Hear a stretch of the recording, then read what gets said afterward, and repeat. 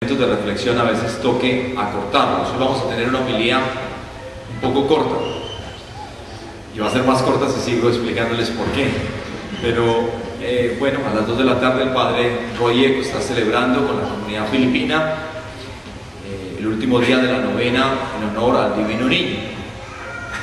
A las 3 de la tarde el padre Paz va a tener un funeral.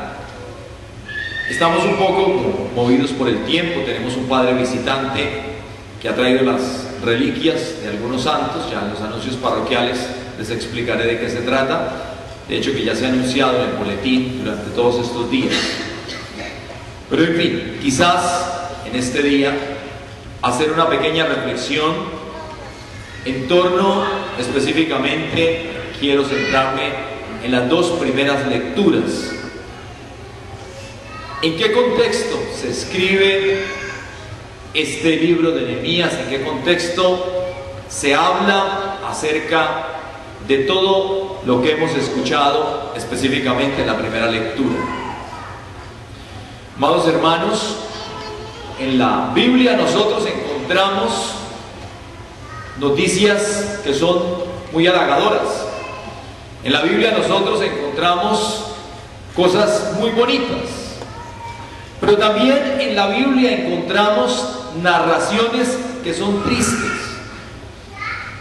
porque está describiendo lo que le ocurre a personas de carne y hueso, la humanidad que tiene logros, la humanidad que tiene momentos grandiosos, pero también esa misma humanidad que tiene dificultades, que tiene sufrimientos en el corazón. Esa humanidad que necesita tanto de Dios. Nehemías nos escribe justamente después de que el pueblo de Israel ha regresado del exilio.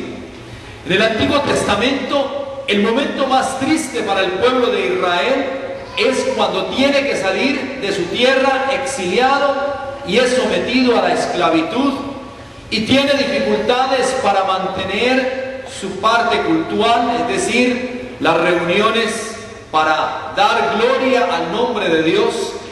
Pero a pesar de eso, es un pueblo que sabe ser fiel a su Señor. Como que el dolor y la dificultad que se le presenta no lo aparta de Dios, sino que por el contrario lo lleva a arraigar más su fe en ese Señor y a esperar. Y como nosotros bien decimos, no hay mal que dure 100 años ni cuerpo que lo resista. El exilio en Babilonia terminaría y ellos regresarían a Jerusalén a reconstruir desde lo que había allí de las ruinas, a reconstruir y a poner de nuevo esta Jerusalén como se merecía, ese templo para el lugar del encuentro con el Señor. Nehemías no es sacerdote. Nehemías es un laico como usted. Nehemías era un laico que sentía en su corazón el dolor de su pueblo y deseaba ayudar de muchas maneras a la reconstrucción de Jerusalén, a la reconstrucción de todo aquello que se había destruido con las invasiones que se habían hecho a Jerusalén. Y por otro lado hay otro personaje que se nos nombra en el día de hoy, que es Esdras, sacerdote, dedicado a la parte espiritual, a mantener la tradición y a mantener la fe viva en el corazón de aquellos que tanto habían sufrido. Tendríamos que decir que es el binomio perfecto, mis amados hermanos, entre el laico y el sacerdote. Es el binomio perfecto aplicable a nuestra iglesia en el día de hoy. Porque no podemos quedarnos quizás solamente en esta bella historia, en aquello que hizo Nehemías y en aquello que hizo Esdras, y que suena bastante interesante a nivel histórico. Mis amados hermanos, una lectura aplicable a nuestro vivir y a nuestro hoy. ¿Qué sería, me preguntaba yo esta mañana, de nuestra vida sacerdotal sin la ayuda y la presencia de ustedes laicos que se comprometen constantemente con esta iglesia y que hacen labores en diferentes estilos y de diferentes formas para hacer grande a la iglesia? ¿Qué sería de ustedes laicos sin la tradición eucarística? ¿Qué sería de nuestras iglesias sin vocaciones sacerdotales? Mis amados hermanos, nos necesitamos. Llega el momento de que trabajemos mancomunadamente para hacer de esta iglesia la iglesia de Dios, el espacio de encuentro con el Señor. Pasamos por muchas circunstancias, tenemos demasiadas tentaciones, tenemos demasiadas dificultades, hay escándalos dentro de la iglesia, hay caídas por diferentes circunstancias humanas, pero hermanos, permanecemos y mantenemos nuestra fe en quien debemos poner nuestra fe, en Cristo Señor nuestro y Salvador. No sería cristiano y católico de frente a las dificultades decir, debo abandonar la iglesia, porque esa iglesia me ha decepcionado. Mis amados hermanos, nuestra fe tiene que estar puesta, a pesar de las dificultades, en Dios, Señor y Padre de todos nosotros.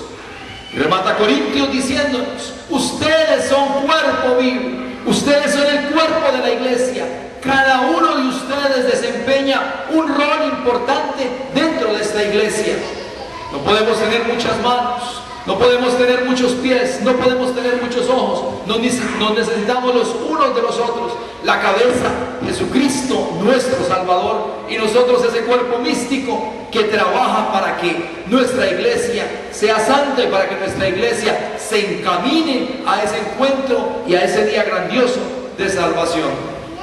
Nehemías, Esdras, binomio perfecto para hacer realidad la presencia de Dios, la presencia de la salvación en medio de nuestras comunidades.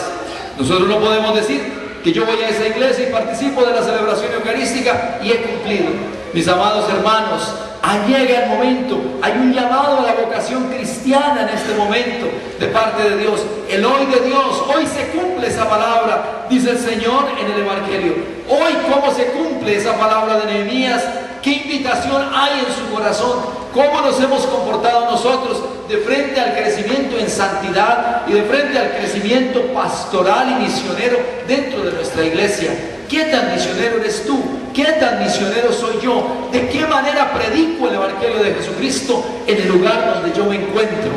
Amados, llega el momento de decirle al Señor, hoy quiero que esa palabra se cumpla en mí. Hoy quiero que esta palabra sea realidad en mi existencia. Quiero comprometerme, quiero caminar predicando la palabra del Señor en los confines de la tierra, es decir, al lugar donde yo vaya. Mi testimonio, primer paso para decir que verdaderamente Jesucristo está vivo en medio de nuestras iglesias. Cuando uno ve tanto talento reunido, cuando uno ve tantas personas comprometidas, descubrimos el don grandioso del compromiso y de la invitación hecha por Dios al corazón del hombre. Está nuestra respuesta y ahí está el proceso que debemos empezar y encaminarnos para decirle al Señor, aquí estamos, con dificultades y todo, pero creemos en ti, con situaciones humanas, pero estamos dispuestos a superarlas con tu santa ayuda y con la presencia de tu Santo Espíritu. Amén.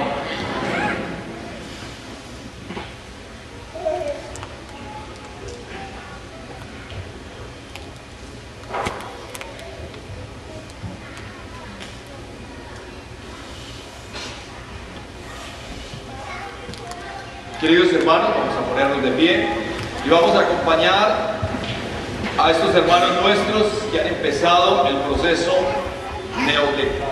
neocatecumenal. Y qué mejor que acompañándoles a decir el credo. Por eso digamos juntos con ellos: creo en Dios, Padre Todopoderoso, Creador del cielo y de la tierra. Creo en Jesucristo, su único Hijo, nuestro Señor, que fue concebido por obra y gracia del Espíritu Santo. Nació de Santa María Virgen, padeció bajo el poder de Poncio Pilato, fue crucificado, muerto y sepultado, descendió a los infiernos, al tercer día resucitó de entre los muertos, subió a los cielos y está sentado a la derecha de Dios Padre Todopoderoso. Desde allí ha de venir a juzgar a los vivos y a los muertos. Creo en el Espíritu Santo, el perdón de los pecados, la resurrección de la carne y la vida eterna. Amén.